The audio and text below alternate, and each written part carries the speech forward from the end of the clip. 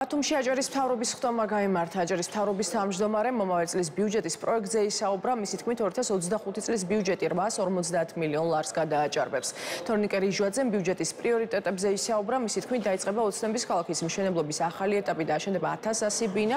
ასევე გაგრძელდება მთიანი აჭარის გაზიფიცირება და წყალმომარაგების ინფრასტრუქტურის მოწესრიგება. ახალი ბულვარის მშენებლობა იგეგმება ქობულეთში. ასევე სპორტული ინფრასტრუქტურა განახლდება მთელი რეგიონის მასშტაბით.